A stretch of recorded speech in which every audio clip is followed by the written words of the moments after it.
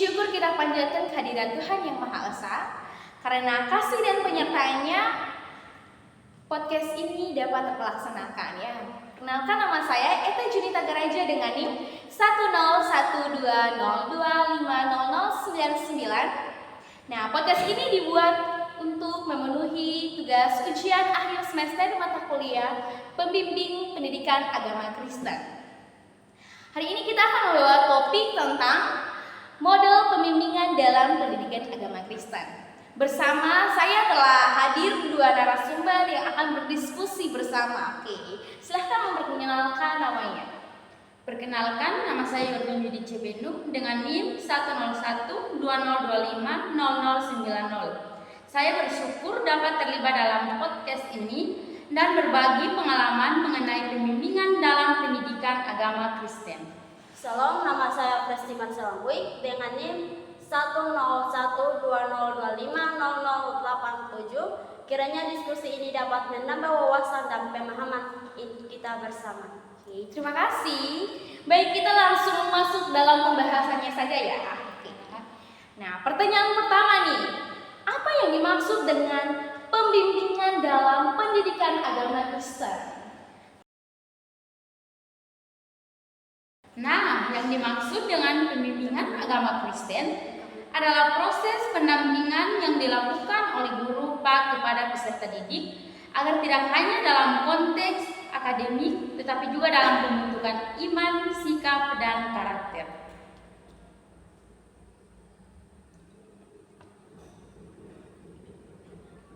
Pembimbingan ini menolong peserta didik untuk mengenal Tuhan secara pribadi, memahami nilai-nilai Kristiani, serta menerapkan dalam kehidupan sehari-hari. Nah, berarti pembimbingan ini bukan hanya nilai atau kelulusan ya, tetapi juga soal proses pertumbuhan pribadi peserta didik ya. Oke. Nah, benar, pembimbingan dalam berpusat pada Kristus dan dibangun melalui relasi yang dilandasi kasih, kesabaran, dan keteladanan. Guru pak hadir bukan hanya sebagai pengajar tetapi juga sebagai pembimbing iman yang mendampingi peserta didik. Oke, dengan kata lain guru pak tidak hanya menyampaikan materi tetapi juga ikut menemani prosesnya ya.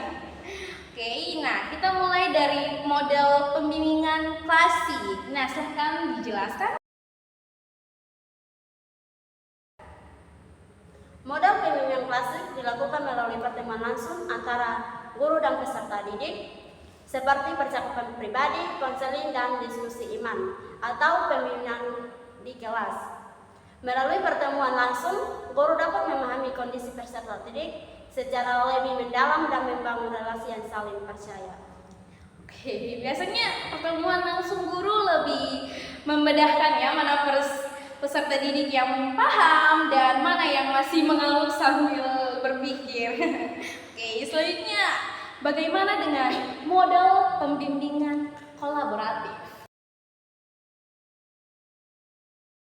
Nah, model pembimbingan kolaboratif menekankan kerjasama antara guru, orang tua, dan gereja dalam mendampingi peserta didik.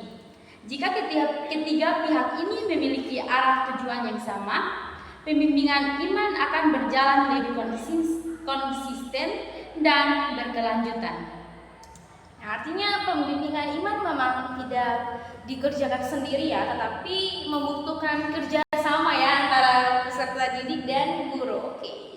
Nah, kalau di era teknologi saat ini kan bagaimana nih penerapan pembimbingan digital?